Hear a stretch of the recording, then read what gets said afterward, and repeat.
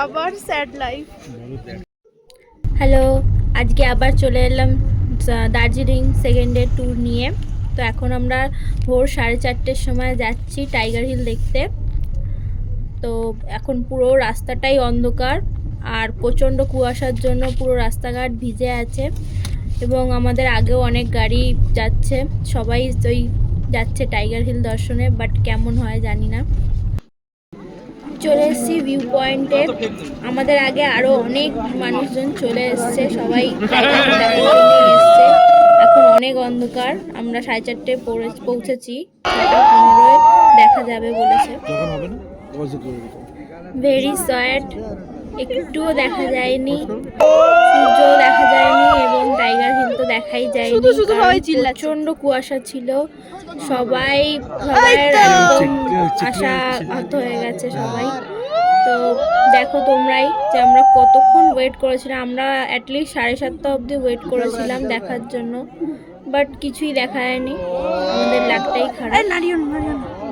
একটুকুনি যদিও বা দেখার সম্ভাবনা হয়েছিল মনে হয়েছিল, বাট আবার কুয়াশার আর মেঘের জন্য সবকিছু ঢেকে গেছিল।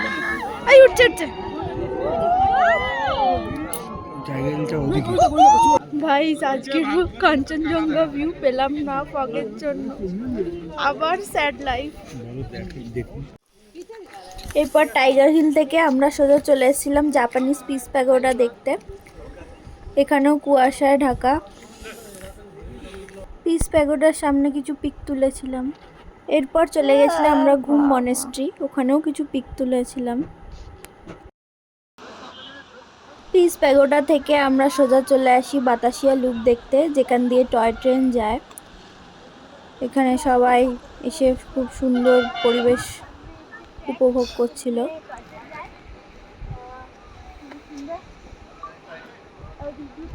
বাট এখানেও কুয়াশায় চারিদিক ঢেকেছিল, তবুও এর একটা আলাদা সৌন্দর্য আছে।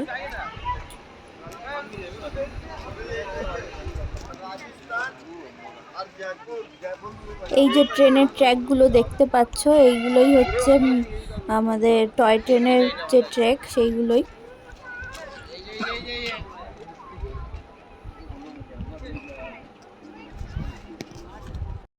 বাতাসিয়া লুপে তোলা কিছু ফটো তোমাদের দেখালাম। এরপর আমরা চলে এসেছিলাম টিবেটিয়ান রিফিউজি ক্যাম্পে। এখানে টিবেটের কিছু রিফিউজি মানুষেরা এইখানে থাকেন এবং এখানে এনারা সুন্দর সুন্দর তাদের হাতের কাজ তৈরি করেন, যেমন সুন্দর সুন্দর কার্পেট, শল, মাফলার, এইগুলো তৈরি করে ওনারা বিক্রি করেন এবং এটাই ওনাদের জীবিকা। তো এনারা খুবই ভালো মানুষ এবং এনারা ট্যুরিস্টদের খুবই পছন্দ করেন। তো এখান দিয়ে যারা যারা কার্পেট বা মাফলার, শল কিছু কিনতে চান সবাই কিনতেও পারেন, ওরা স্বল্প দামে এখানে বিক্রি করে।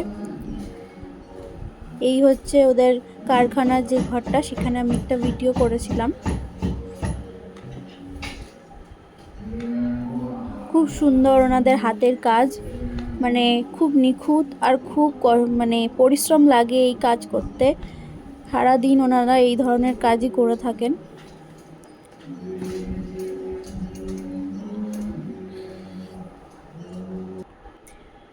এটা হচ্ছে ওনাদের টিবেটিয়ান মিউজিয়াম, কিভাবে ওনারা দেশভাগের পর আমাদের দেশে এসে রিফিউজি হলেন এবং দলাই লামা যে ওনাদের নেতা ছিলেন, তিনি কিভাবে ওনাদেরকে পৃষ্ঠপোষক করেছিলেন, সেই সব ইতিহাস এখানে লেখা আছে।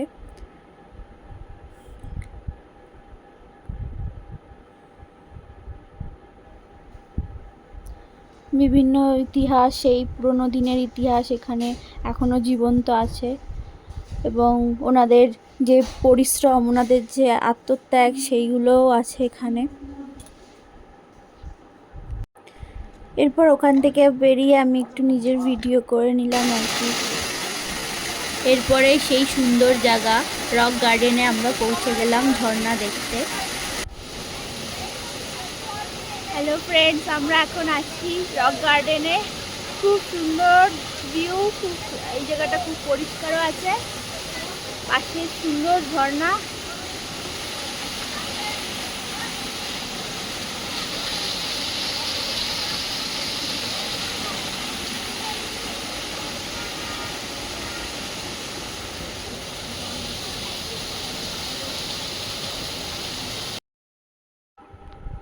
অসাধারণ কিছু দৃশ্য, কিছু ঝর্ণা দেখলাম, তাই সেগুলো তোমাদের সাথে শেয়ার করলাম।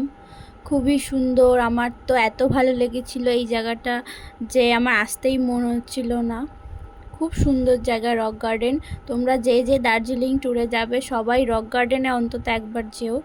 এত সুন্দর জায়গা যে তোমাদের মন ফ্রেশ করে দেবে একদম।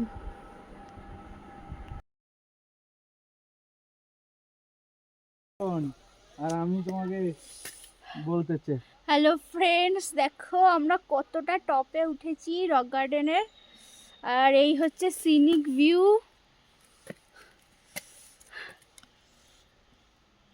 এই হচ্ছে ব্যাক ক্যামেরাতে, আর এটা হচ্ছে ফ্রন্ট ক্যামেরাতে আমি।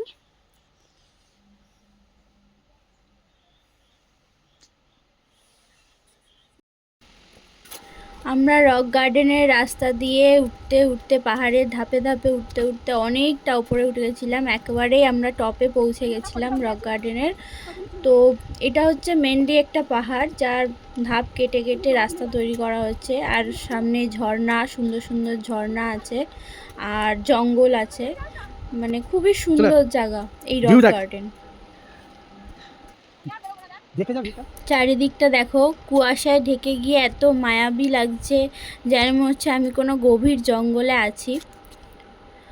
আর মানে এত সুন্দর ভিউ আমি কোনোদিন এরপর ছিল আমাদের সেকেন্ডের last place, orange valley tea garden. এটা একটা টি গার্ডেন, রাস্তার মাঝখানে রাস্তা, আর চারপাশে টি গার্ডেন তৈরি করা হয়েছে।